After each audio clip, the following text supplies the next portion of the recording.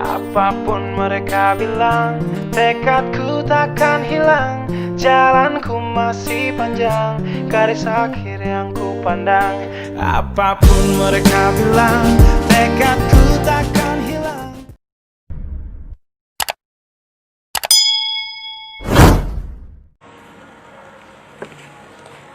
Bismillahirrahmanirrahim.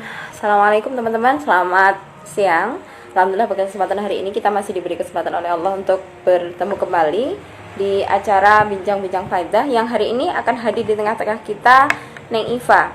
Beliau adalah salah satu staf yang ada di Elkis, salah satu yang mungkin teman-teman sudah bisa sudah tahu tentang Elkis ya. Nah, ini kita menunggu hadirnya Neng Iva yang hari ini akan bersama-sama kita membincang tentang literasi, budaya literasi pada perempuan. Nah, masih menunggu hadirnya beliau. Selamat datang Mbak Sally, apa kabar?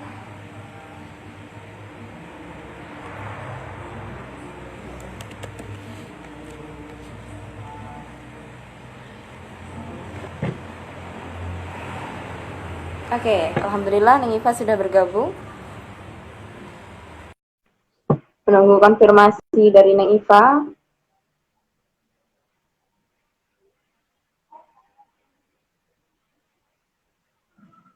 Kita tunggu. Oke.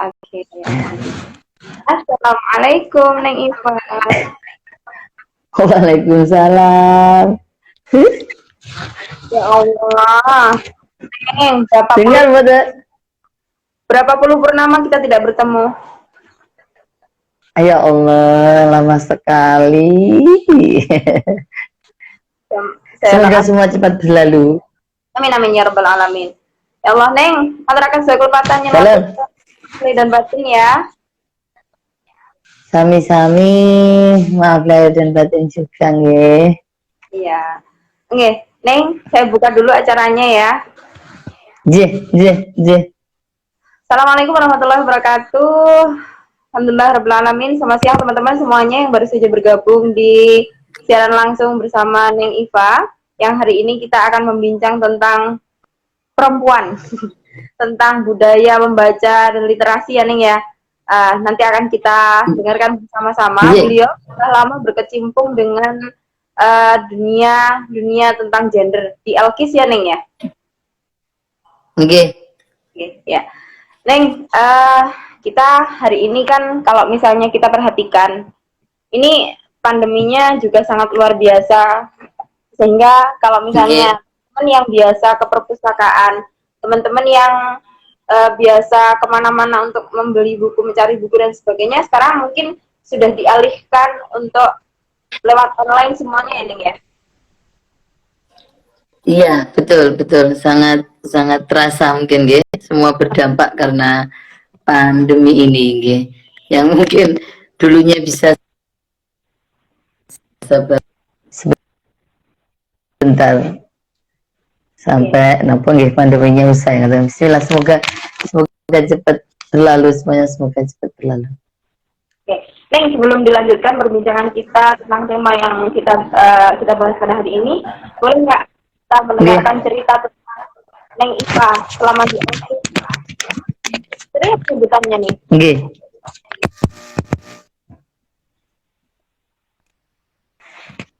Cerita apanya? Di Elkis. Iya.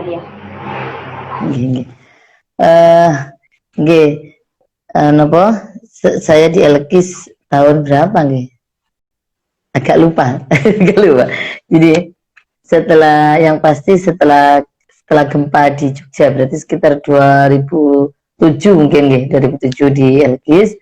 Kalau kaitannya dengan apa yang kita perbincangkan hari ini soal literasi, kalau di Elkis itu mungkin sebagaimana yang banyak diketahui oleh teman-teman Elkis itu memang konsentrasinya di soal wacana pemikiran, pemberdayaan, dan juga ada penerbitan buku ngaten. Jadi ketika selama di Elkis, ketika saya menjadi staf divisi perempuan dan gender, ya tidak jauh-jauh dari pengkajian buku. Jadi ketika ada buku-buku baru misalnya seperti itu, kita akan mengkaji, apalagi yang khusus berkaitan dengan isu-isu gender dan perempuan dalam Islam. Kalau karena saya bagiannya itu nanti ada beberapa pemberdayaannya di beberapa pesantren di 4 kota, ada Solo, Kulon Progo, Magelang, dan di Jogja sendiri, ngaten. Nah, eh, apa tradisi membaca yang dilakukan di LPS itu ya secara teknis ya buku, kita akan membaca buku, kemudian kita akan melakukan kajian atas buku tersebut, biasanya seperti itu, akan melakukan refleksi, kemudian sampai nanti akan ada pemberdayaan di mana kita akan melakukan itu. Misalnya kalau dulu saya melakukan di beberapa pesantren yang saya sebutkan tadi, nah, dan juga disertai penulisan, pasti akan ada jurnal-jurnal yang dihasilkan dari proses pemberdayaan yang dilakukan oleh kami, ngaten. Nanti endingnya apakah kemudian ini akan menjadi buku atau tidak, itu akan kemudian dikaji kembali. Jadi biasanya alurnya pasti seperti itu. Jadi kita akan mengambil satu isu tertentu atau buku tertentu, kita akan membaca, ngaten, terus kemudian kita kaji, kemudian akan ada tindak lanjut ke tingkat program, ngaten, untuk pemberdayaan, kemudian kita refleksikan bersama, akan kita tulis, kemudian kita akan kita akan publikasikan, ngaten, yang selama ini di LKIS itu yang program di dalam gitu. Kalau yang untuk masyarakat sekitar, sampai saya di sana kemarin juga kita melakukan diskusi, yang pasti diskusi dengan beberapa lembaga terkait, ada yang dengan jaringan, ada juga dengan masyarakat secara umum, ngaten, yang juga yang kaitannya dengan isu perempuan. Misalnya kita melakukan kajian tentang isu-isu kesehatan reproduksi di ibu-ibu di sekitar di mana LKIS tinggal, misalnya, ngaten. Itu kemudian disertai dengan literasi. Jadi anak-anak dari ibu-ibu mereka diajari untuk menulis, diajari untuk membaca buku, membuat catatan, ngaten, terus kemudian dituliskan dan dikoreksi oleh teman-teman yang ada di LKIS. Ya gitu. Kira-kira semacam itu. Oke. Kalau yang di penerbitan itu kan lebih tingkatnya profesional ya, untuk penerbitan sebuah buku gagasan, ngaten. Tapi juga tetap ada anunya itu apa? Ada proses pembacaan tentang isu-isu tertentu, ngaten, baru nanti akan disepakati jadi buku-buku programnya LKIS, ngaten. Karena di awal-awal itu, awal-awal berdiri LKIS itu kan, itu saya salut sekali. Jadi mungkin dulu yang membuat saya tertarik dengan teman-teman di LKIS itu, mereka itu kan anak-anak NU muda, ngaten nggih. Anak-anak kemudian gelisah tentang sesuatu, ngaten, kemudian mereka berdiskusi dan ingin melakukan satu perubahan. Jadi kerjaannya diskusi mawon, ngaten. Diskusi kemudian menghasilkan buku-buku yang menurut saya pada zamannya itu sangat luar biasa, ngaten.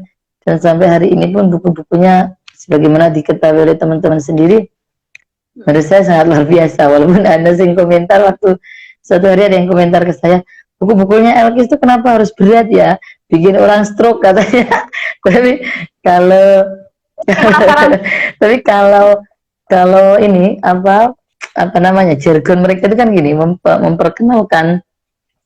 memperkenalkan perspektif gitu, perspektif yang berbeda, dan memberikan wacana baru gitu. Kalau mereka ya, untuk, karena pasti kalau jenengan dan teman-teman ketahui, pasti berbeda, buku-buku LKIS itu pasti berbeda karena kaitannya dengan itu tadi. Saya salah buku LKIS yang isinya lumayan, ini kayaknya hasil penelitian juga ya, tahlil dan kenduri tradisi santri dan kiai. Ini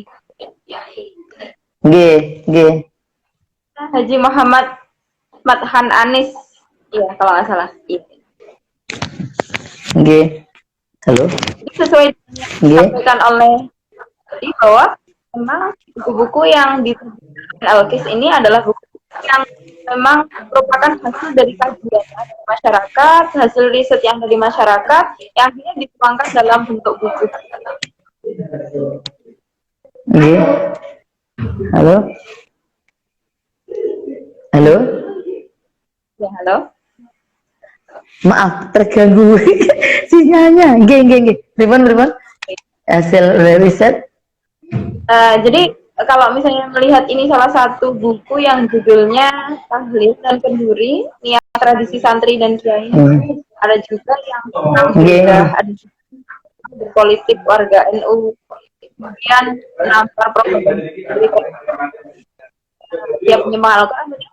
Memang buku-buku yang di sana adalah merupakan hasil kajian yang merupakan riset yang ada pemberdayaan di masyarakat yang akhirnya dituangkan dalam bentuk tulisan begitu.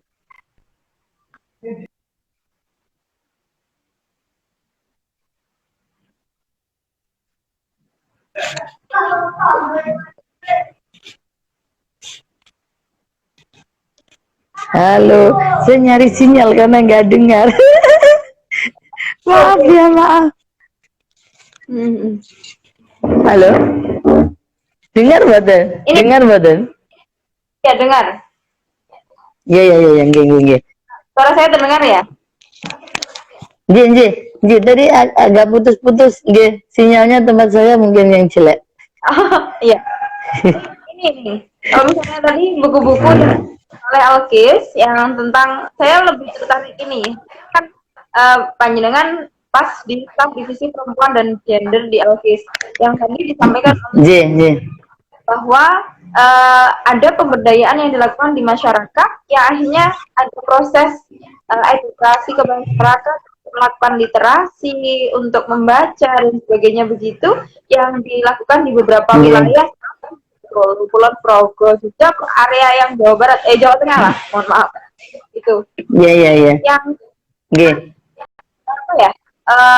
Prosedurnya kayak gimana gitu yang sudah dilakukan di masyarakat itu?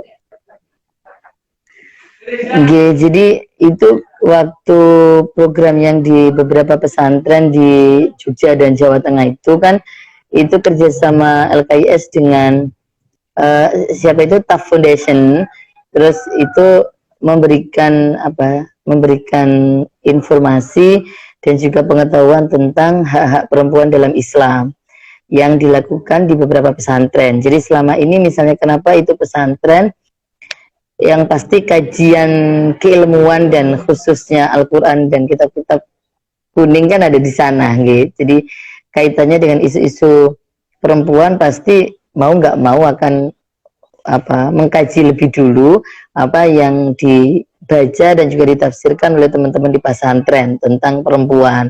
Nah, biasanya itu kita akan melakukan jejaring, kita akan mencari beberapa teman-teman stakeholder yang ada di pesantren tersebut, kemudian kita akan ajak ngobrol dulu bagaimana tentang pesantren yang akan kita tuju, bagaimana perkembangannya, lebih-lebih khususnya tentang isu-isu perempuan.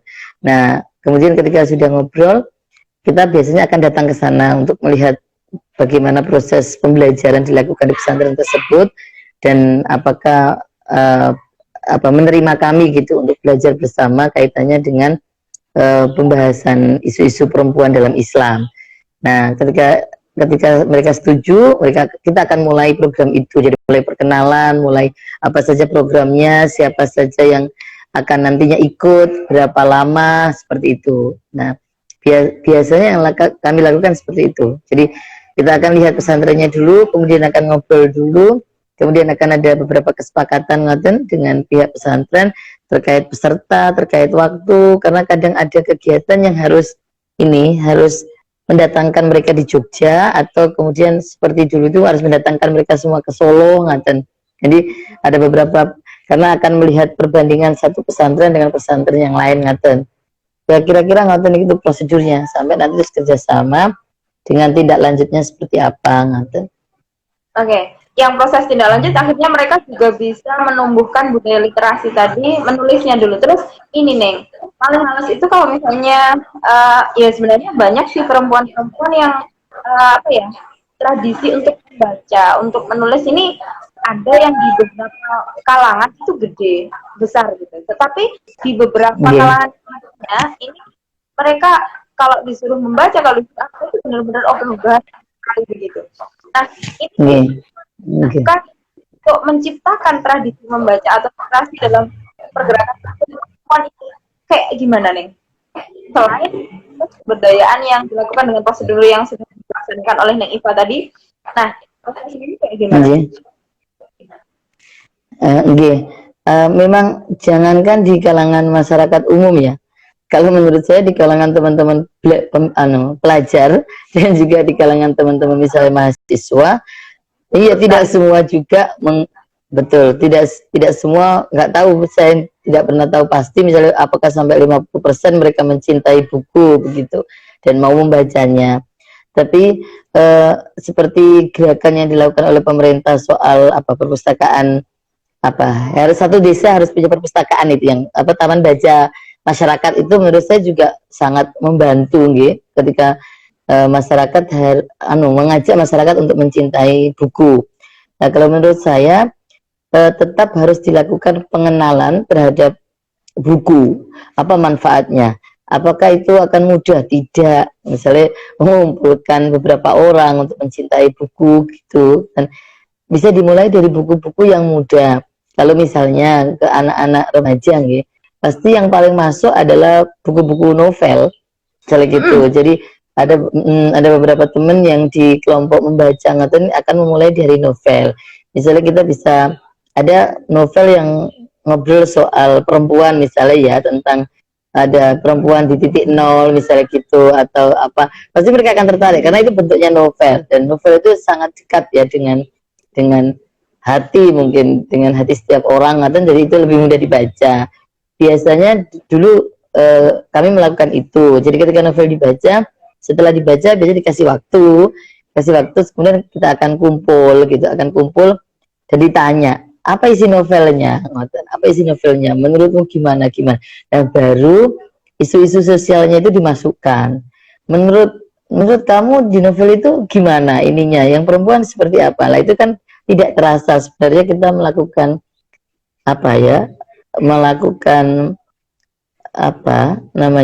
memberikan isu-isu tentang isu-isu perempuan secara tidak langsung melalui novel-novel itu. Nah, untuk masyarakat umum, menurut saya titiknya itu juga ada di kalau anak-anak kecil akan dibantu di sekolah nggih, tapi menurut saya juga perlu disupport lebih banyak, karena ketika membaca itu tidak saja membaca buku-buku pelajaran, akan dibantu dengan bagaimana ya tadi kita sampai kepada proses untuk menumbuhkan budaya tadi. Oke, betul. Jadi kalau tadi saya bilang tetap harus mengajak mereka, memperkenalkan mereka tentang buku, itu yang bisa kita lakukan. Tidak hanya di masyarakat luas, tapi juga ke anak-anak dan juga teman-teman para pelajar, mahasiswa ngaten. Kalaupun tidak buku, pengalaman dulu yang pernah misalnya saya lakukan adalah membaca berita yang ada di dulu koran, tapi mungkin kita sekarang bisa berita yang ada di online juga nggak masalah gitu. Jadi ada berita khusus tentang apa gitu, misalnya tentang sekarang isu-isu virus COVID-19 misalnya apa gitu. Nah, nanti diminta untuk membaca, kemudian kita akan bertanya apa isinya gitu. Jadi kita minta mereka pendapatnya tentang apa yang sudah mereka baca. Itu menurut saya juga cara biasanya mereka tertarik. Atau kalau isunya terlalu berat, kita ambil isu-isu yang jangan yang gampang, misalnya yang dekat dengan masyarakat luas, misalnya dengan kenaikan BBM, kenaikan sembako ataupun yang lainnya, itu akan jauh lebih mengena ke mereka. Diajak membaca tentang berita, kemudian mereka diminta untuk mengutarakan pendapatnya, baru nanti buku ini begini loh. Nah, jadi seringnya kemudian di buku ini menarik, karena sekarang buku sudah sangat banyak nggih, yang kalau untuk dibaca tidak yang bikin stroke tadi. Sudah. Ini saya penasaran dengan bahasa yang katanya buku-bukunya Alkis bikin stroke. Enggak, kalau nggak tahu, mungkin buat beberapa orang, tapi mungkin ya kalau yang seneng aja gitu. Nah, kalau untuk yang mahasiswa, menurut saya mahasiswa itu menurut kula ngapunten, mau nggak mau harus baca buku, harus baca buku. itu kayak wajib gitu, bukan fardu kifayah ya, tapi fardu ain gitu. Karena kalau mereka tidak baca, ya mereka akan sama saja dengan yang lainnya gitu, menurut saya. Jadi karena mereka di tingkat pendidikan yang lebih tinggi membaca itu menjadi wajib. Nah, bagaimana memperkenalkan mereka walaupun susah sekarang, misalnya sekarang tidak sedikit buku-buku yang sudah di-online kan. Nah, misalnya bisa dimulai dari diskusi itu, misalnya buku tentang kayak bukunya Pramudia itu kan sebenarnya itu gerakan sosial tetapi yang dinovelkan. Jadi orang nggak akan kerasa bahwa itu adalah berat gitu untuk membaca buku tersebut. Oke, jadi kalau dulu pengalaman di mahasiswa, saya tuh senang sekali punya teman-teman yang pinter-pinter. Jadi kebetulan saya ada nyantol di situ ngaten. Jadi mereka punya grup ngobrol, terus ada buku baru ngaten, terus dikasih ke teman-teman, ini ada buku baru. Dulu virusnya tuh begitu, jadi memvirusi teman-teman untuk membaca buku. Aku punya buku baru bagus begini, kamu baca ya. Tapi seminggu ngaten, misalnya terus yang lain dikasih lagi lah. Ketika ngumpul di warung kopi, potong pundi ngaten, nah memulai diskusi, buku ini piye yo ngaten. Jadi nggak terasa bahwa yang kita obrolkan itu adalah buku-buku yang tadi kita berikan. Atau nanti pada tingkat yang lebih serius, mau nggak mau mahasiswa itu harus bikin klub, harus bikin punya geng gitu, geng untuk belajar dan membaca. Wajib menurut saya, tapi kalau enggak ya susah. Nah, kalau anak-anak, menurut saya sekarang sudah banyak buku-buku anak-anak yang edukatif dan cukup variatif gitu, gambarnya, warnanya, nopo-nopo ngaten. Saya itu kecil-kecilan ngaten, misalnya saya di pondok itu nyoba bukunya anak-anak, buku yang saya punya nggak tahu buku apa saja ngaten, digelar ngaten, terus anak-anak yang sekolah itu kemudian datang karena suka membaca, karena itu bukunya mesti bergambar bergambar, mereka baca nggak ngerti sebenarnya, senangnya cuma lihat gambar ngaten. Tapi satu hari saya akan cerita satu buku itu, saya ceritakan ini bukunya begini, saya cerita ke anak-anak. Jadi menurut Pulau, kalau kita ingin melakukan berharap ada perubahan yang lebih bagus, lebih sistematis, membaca itu juga salah satu cara untuk memperkaya memperkaya keilmuan kita, memperkaya pengalaman yang dilakukan oleh orang lain. Karena sekarang banyak buku-buku nih yang tentang perjalanan teman-teman yang baik dalam negeri maupun luar negeri, yang bertemu dengan banyak masyarakat, itu pengalaman-pengalaman yang unik gitu, yang bisa ditularkan ke teman-teman dari buku, karena kita tidak bisa bertemu langsung dengan orangnya. Kira-kira ngoten Neng mah. Iya. Ini Neng. Nah, kira-kira kalau misalnya itu kan di dunia pendidikan, di mahasiswa, di mereka punya tuntutan untuk sisi wajib ain, apalagi yang mereka harus wajib baca buku. Buku ini sisi wajib. Tetapi kalau misalnya di kalangan masyarakat yang notabene mereka tidak ada perpustakaan pribadi, masyarakat pun juga mereka agak ogah-ogahan. Ini kalau misalnya di beberapa teman-teman yang bergerak di bidang literasi untuk pengembangan itu, mereka bisa terjun sehingga mereka bisa melakukan pemberdayaan. Tetapi ketika tidak ada ada sebenarnya kampanye untuk membaca, kampanye untuk literasi, kampanye atau apapun itu kan sudah diwacanakan sejak lama. Tapi tidak untuk mereka belum tersentuh semuanya gitu. Ini gimana Neng?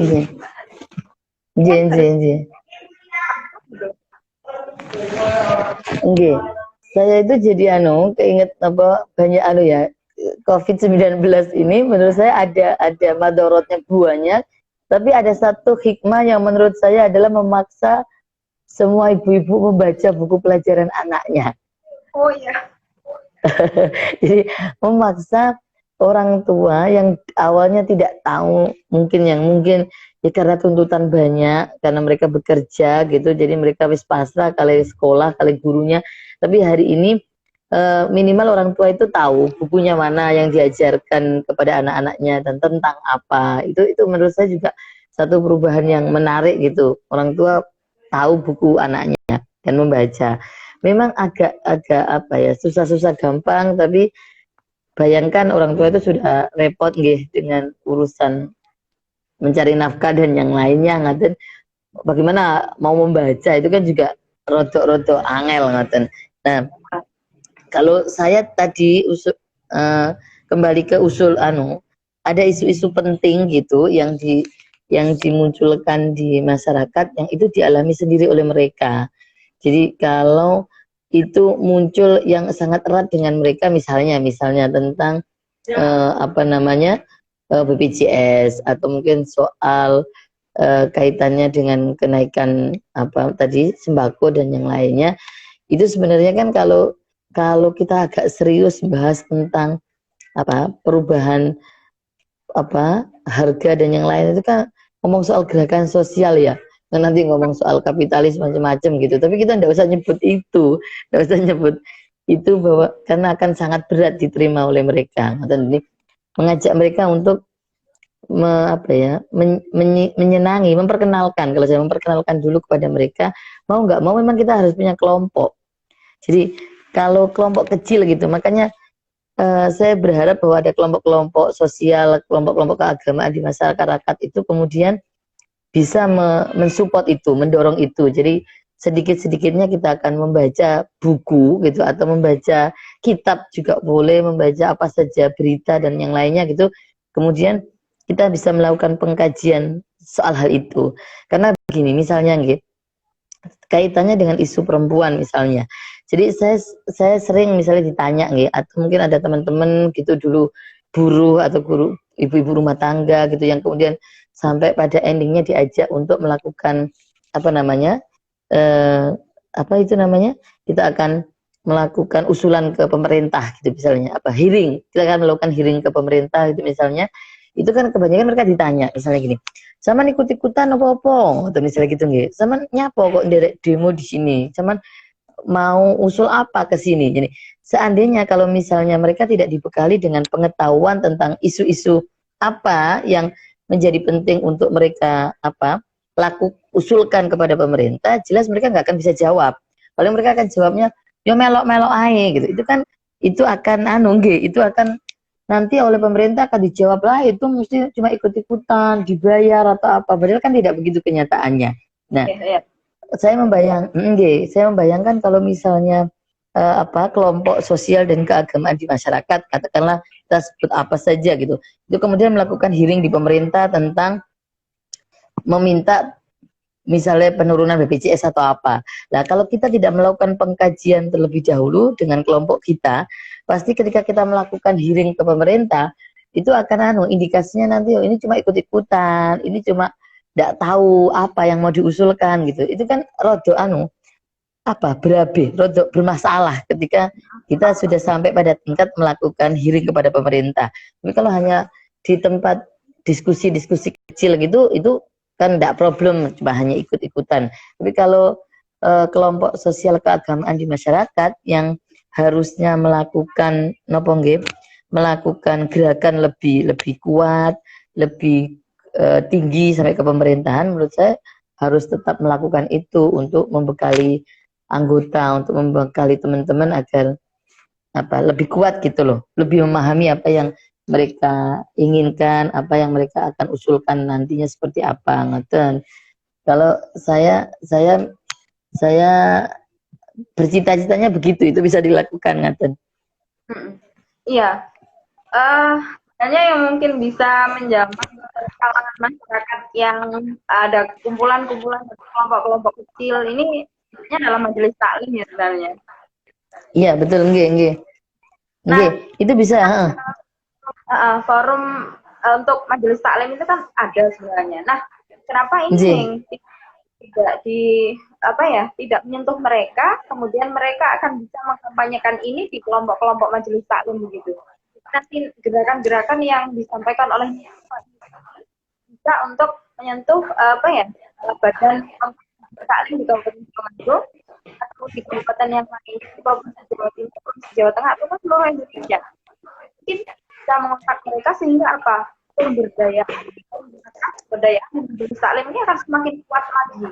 Kalau misalnya nanti penguatan taklim ini luar biasa, mereka ada, budaya literasinya ada, mereka tidak akan disusupi kelompok-kelompok yang mungkin hari ini lagi viral, hari ini lagi membicarakan persatuan umat itu. Nggih. Nggih, betul. Nggih.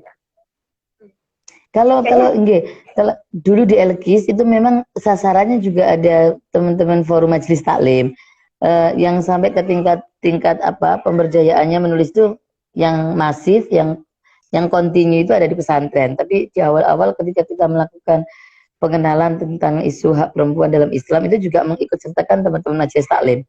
Jadi ada perwakilan dari majelis taklim di 4 kota itu, ada 2-3 orang ngoten untuk mewakili setiap majelis taklimnya. Tapi biasanya ngoten ketika pemberdayaan dilakukan itu seiring dengan waktu akan ada yang ini kan, ada yang lepas ngaten nggih. Karena ada penyesuaian di tingkat internal mereka ngoten. Jadi yang akhirnya kemudian masif waktu itu ada di pesantren. Tapi menurut saya ide itu juga bagus karena misalnya ngeten, pengajian itu majelis taklim, nggih. Terus pengajian umum yang dilakukan oleh para ulama itu kan sasarannya majelis taklim, dan nanti tentang kebijakan sosial itu larinya ke siapa? Ya ke mereka juga. Nah, dan jadi seandainya kita bisa melakukan bisa belajar membaca bersama dengan beliau-beliau ngaten, itu menarik, itu sangat menarik. Saya setuju dengan itu, itu sangat menarik karena sebenarnya mereka itu kan kumpulan orang-orang yang sudah sudah istiqomah, sudah punya sudah punya kegiatan kalau misalnya 1 minggu sekali, 1 bulan sekali, mereka kan punya perkumpulan, mereka punya untuk itu semuanya gitu. Jadi komitmen mereka terhadap kelompoknya itu kan sudah ada, nggih.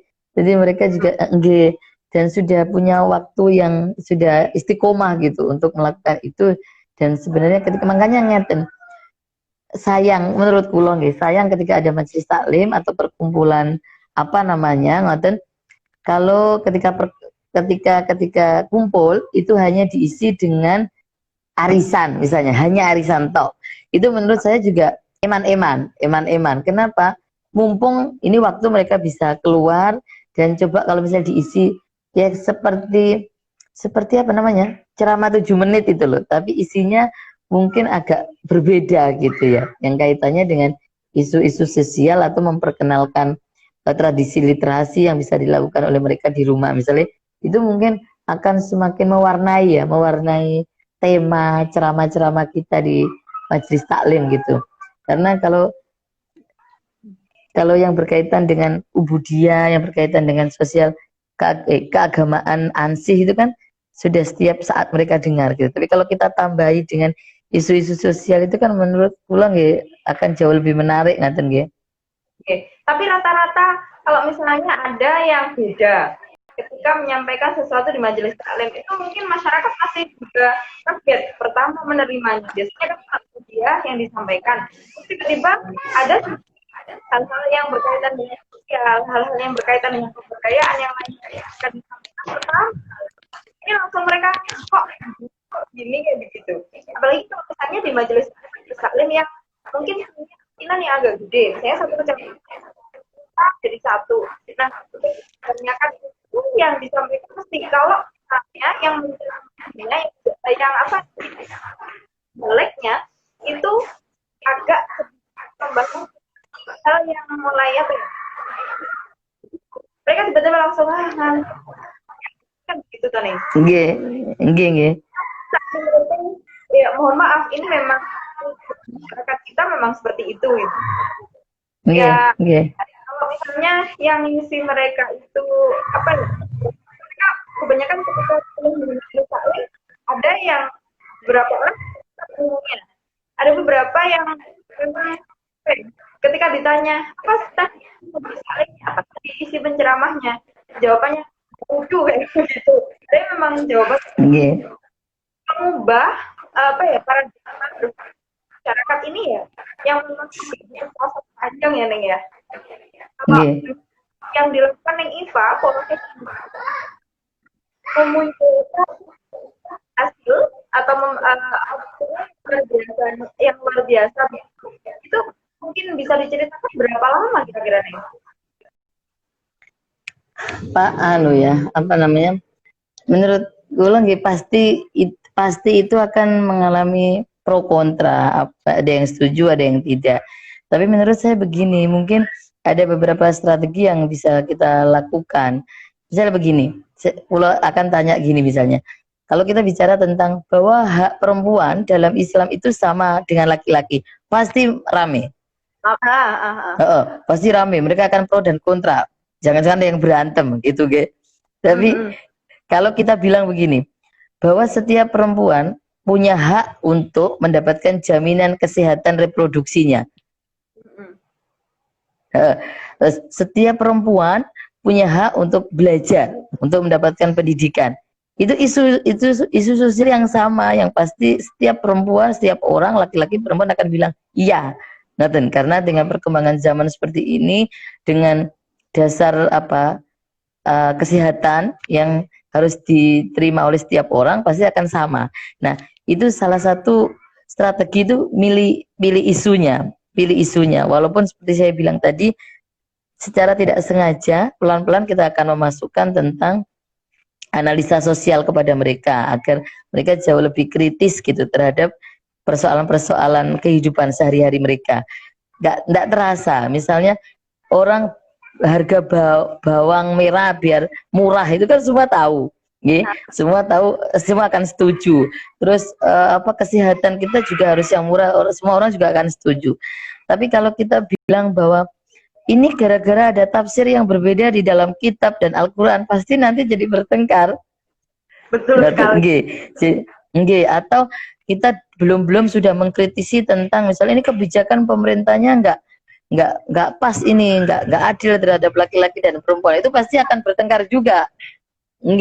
Tetapi kalau kita menunjukkan fakta bahwa ini loh ternyata banyak ibu-ibu yang melahirkan, yang kemudian juga angka kematian ibu di Indonesia masih tinggi, kematian bayi kita juga masih tinggi, banyak, walaupun pemerintah sudah memberikan bantuan yang untuk ibu hamil dan menyusui, itu ternyata dalam pelaksanaan di tingkat rumah sakit juga masih ada masalah gitu. Jadi ada persoalan-persoalan real yang mereka alami sehari-hari, yang itu sebenarnya adalah isu besar yang kita tidak perlu menyebutkan isunya dan teorinya seperti apa, itu nanti tambah bikin mumet ngaten nggih. Jadi pilihan isu dan penyampaian itu juga menjadi kunci dari mengajak masyarakat umum untuk lebih kritis terhadap persoalan-persoalan sosial. Ya. Kalau kita mau belajar, kalau kita mau belajar yang rada ndake-ndake, yang teoritik, yang itu ajak teman-teman mahasiswa mawon. Walaupun yang kita alami selama ini, yang disampaikan oleh Neng Iva tadi, hari ini ada apa? Hari ini permasalahan mungkin yang paling banyak dihadapi oleh ibu-ibu terutama adalah harus menjadi guru dari anak-anaknya. Iya betul. Ya, itu juga kan dialami oleh semua orang, gitu. Kalau dialami oleh semua orang itu pasti banyak yang setuju daripada tidaknya, ngeten. Nah, tetapi itu proses awalnya pasti akan begitu, proses awalnya. Tapi yang tadi saya garis bawahi, kalau sampai itu akan menjadi sebuah tindakan atau menjadi satu gerakan sosial yang sampai kepada tingkat yang lebih tinggi, mau nggak mau kan kita harus melakukan kajian yang lebih serius dan orang-orang yang punya komitmen lebih gitu. Dan itu memang hanya bisa dilakukan oleh orang-orang yang punya komitmen itu, karena masyarakat umum kita juga maksudnya yang tidak peduli juga banyak gitu. Yang penting aku aman itu juga banyak. Jadi nah selama ini yang saya lakukan di Elkis itu juga tidak gampang. Misalnya di pesantren itu juga misalnya syarat dari peserta yang harus ikut dalam pelatihan itu adalah ustadz ustadzah, misalnya begitu. Jadi ustadz ustadzah itu kan bisa dengan usia yang bukan kita tentukan umurnya gitu, enggak, tapi yang sekarang masih aktif untuk mengupeni anak-anak kecil gitu. Jadi lebih pada ustadz-ustadz muda gitu, karena kan mungkin akan lebih lebih progresif gitu, lebih semangat. tapi pada kenyataan yang ikut itu adalah pengasuhnya, misalnya begitu. Kan kita nggak mungkin dake-dake di pengasuhnya, kan nggak mungkin, nanti malah bertengkar, nggak tahu, hasilnya akan nol. Ya, pro kontra itu terjadi. Azan apa ya? Dengar nggak? Dengar. Nah, pro kontra itu pasti terjadi kalau di dalam proses pemberdayaan seperti itu. Nah, kalau yang kami lakukan dulu itu ya tetap ada model pendekatan personal, ada juga pendekatan kelompok. Jadi misalnya kalau itu pendekatan personalnya bisa efektif, kita akan lebih aman untuk melakukan pendekatan kelompoknya. Tapi apakah tetap ada orang-orang yang coroi ngoten jadi kayak rusuh sendiri gitu? Ya banyak. Ada saja yang masih tidak setuju gitu. Tapi kita bisa berharap dari beberapa personal yang misalnya itu mereka punya komitmen baik ke arah perubahan yang lebih baik gitu, kita bisa berharap seperti itulah. Jadi misalnya dari 10 peserta kemudian ada 5 gitu ya, itu juga sudah sangat luar biasa gitu. Di kelompok-kelompok membaca juga, kelompok-kelompok diskusi gitu akan secara alami gitu nanti akan melakukan seleksi. Kalau kita sebutnya biasanya seleksi alam. Jadi mereka yang memang punya keinginan, punya hasrat untuk membaca, untuk berdiskusi, dan juga punya komitmen tinggi untuk itu, pasti akan bertahan. Tapi kalau teman-teman yang tidak, itu memang akan kelihatan dengan sendirinya, akan mundur gitu. Tetapi itu bisa kita manfaatkan untuk yang lain. Jadi misalnya teman-teman yang serius itu ya kita akan berada di garis yang memang bagian soal itu, serius menggagas, punya soal paradigma macam-macam tadi. Tapi kalau mereka yang lebih suka di praktis, akan lebih enak ketika kita taruh mereka di pemberdayaan. Jadi mereka suruh praktek langsung, berhadapan dengan isu-isu sosial secara langsung, kerja-kerja lapangan, itu jauh lebih efektif daripada teman-teman yang misalnya lebih suka menulis atau lebih suka membaca ngaten.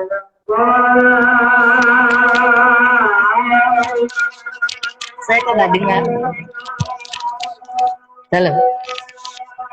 Halo. Sudah, Neng. Kita jeda sebentar aja dulu, Neng. Iya. Ada yang terakhir. Halo. Kita jeda. Saya nggak dengar. Karena ada azan sebentar, nggih. Ya, selesaikan dulu.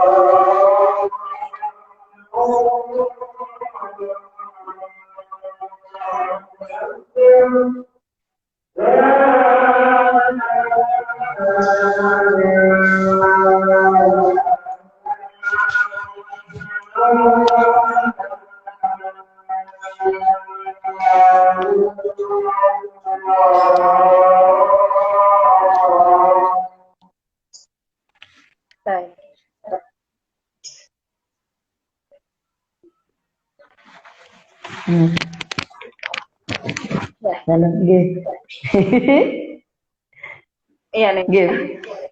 Dalam. Keren banget. Sama nih Iva ternyata. Pokoknya luar biasa. Ini kalau di sini pasti harus ada ininya, ada jedanya gitu. Karena kita tadi jam 2 nggih. Jadi pasti kepotong adzan. Ya memang harus gitu.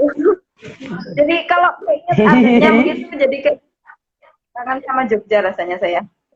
Suara azannya mengingatkan akan Jogja. Ya, Ngoten ya. memang kota yang Loh, halo. ya. Kembali lagi ke Nggih, materi nggih. kita. Topik apa Nggih, yang kita nggih, nggih. bincang berarti. Nah, Nggih. berarti kita memang juga harus jadi agent of change ya untuk membuat Nggih. yang menjadi benar yang dari kemarin hanya apa yang disampaikan oleh Mubalik, kita harus berbuat juga membawa mereka melakukan analisis sosial dan juga akhirnya poin-poin mereka punya output luar biasa, tidak hanya sebagai seorang rumah tangga tapi mereka juga bisa berdaya saing. Nah, akhirnya Nggih. mereka apa ya kemampuan lebih di bidang literasi, di bidang sehingga kita kalau misalnya dibandingkan daya saingnya masyarakat yang ada di luar negeri saya, karena kita ada daya saing yang tersendiri. Nggih, nggih, nggih. Pasti begitu nggih, pasti. Karena begini, membaca di luar buku-buku pelajaran itu kan memberikan pengalaman yang berbeda, nggih, kepada anak-anak dan kepada mahasiswa dan juga kepada masyarakat umum. Karena kalau buku-buku pelajaran itu di kepala kita secara tidak langsung itu kan mikirnya nilai ngaten, kira-kira ngaten. Nggih. Dan ketika tidak mampu memahami pelajaran itu, kita bisa stres dhisik gitu. Tapi kalau buku-buku sosial, buku-buku apalagi yang novel, kemudian buku-buku sekarang buku sosial keagamaan itu memberikan apa? Memberikan pengalaman baru ngaten, memberikan pengalaman baru, energi baru gitu.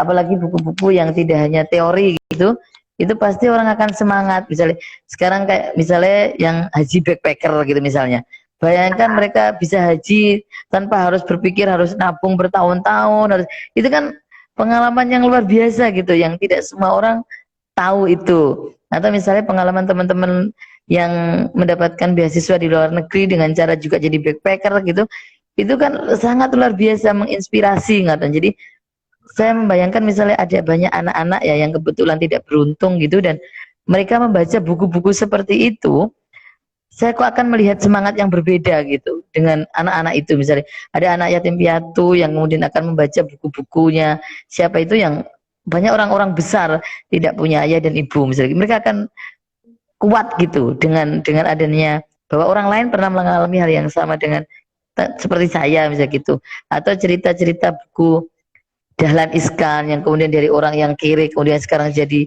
miliarder seperti itu juga memberikan harapan baru.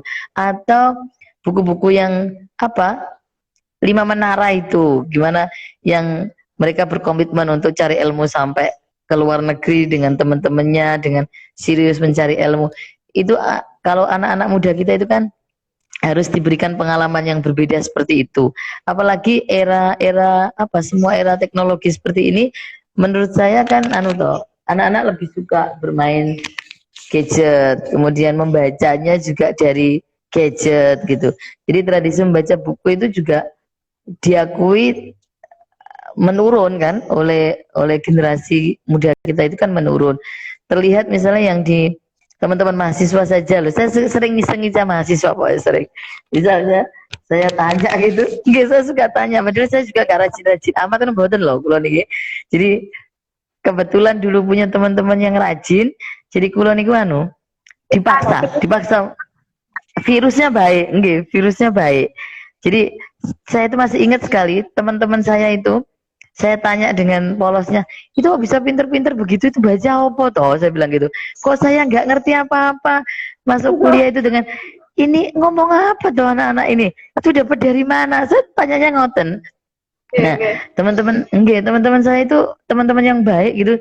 Jadi ada yang nganterin buku ke pondok. Ini kamu pokoknya baca ini ya.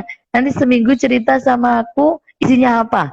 Duh, kok menantang sekali ya. Akhirnya saya baca dan mau nggak mau saya bercerita. Dan dalam ada tantangan khusus. Tantangan khusus. Dan itu biasanya saya lakukan ke teman-teman. Jadi kalau ada anak-anak muda di sini yang SMA gitu, yang awal-awal kuliah masih ada di sekitaran kami gitu, yang masih mau ngobrol dengan kami, ngoten Gus, anu, sudah baca buku apa hari ini? Ngoten, saya memvirusinya begitu. Saya punya ini, saya punya novel ini. Suka novel enggak? Suka. Ini dibaca.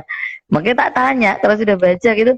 Heh, tadi bukunya cerita apa? Ya ada yang bilang apa ya? Ada yang begitu ya enggak apa-apa. Tapi tidak sedikit yang cerita juga. Anu ya tentang ini. Alhamdulillah. Jadi saya hanya ingin memvirusi ngaten mawon, belum sampai ke tingkat diskusi yang lebih serius itu dereng.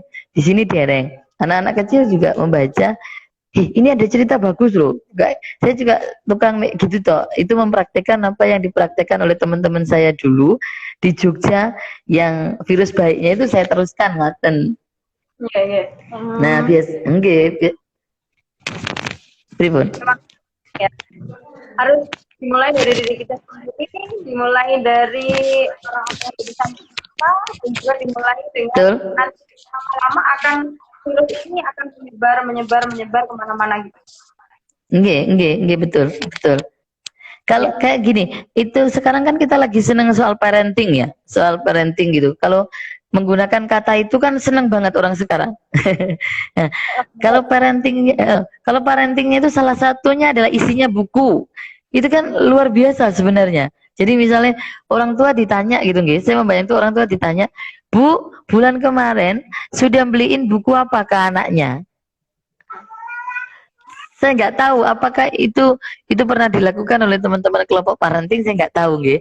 Tapi saya membayangkan tuh, saya berharap ada yang bertanya seperti itu. Jadi, Bu, Bapak hari ini, bulan kemarin sudah belikan buku apa ke anaknya? Jadi tidak hanya beli baju, ngaten.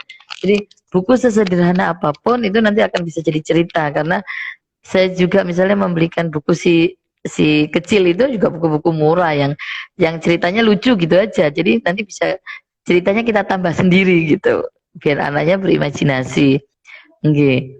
Nah, misal di majelis taklim juga bisa kita tularkan yang kayak usulnya panjenengan mau di majelis taklim itu, bahwa kalau kita memberikan pemahaman ya kaitannya dengan agama, misalnya Rasulullah aja diminta untuk ikro, apalagi kita kan katen. Nggih. Jadi kita punya dasar itu loh, kita punya dasar dalam agama kita bahwa membaca itu menjadi wajib untuk semua orang sebenarnya, apalagi teman-teman yang sekarang sedang belajar. Nah, itu menurut saya juga harus diisi di dalam menjadi konten di dalam ceramah-ceramah gitu, untuk mengajak setiap orang, ibu-ibu, bapak-bapak untuk memperhatikan kebutuhan membaca anak-anaknya. Dan mahasiswa, menurut saya juga dosen-dosennya atau mungkin panjenengan yang di sekolah-sekolah gitu juga pasti akan memvirusi anak-anak gitu, murid-murid untuk selalu membaca. Virusi saya ini, saya kan orang yang paling gablek untuk, seharusnya Neng Iva dulu memvirusi saya jadi agak terkena virus. Aduh. Saya nggak dengar, saya nggak bisa dengar. Aduh, kenapa?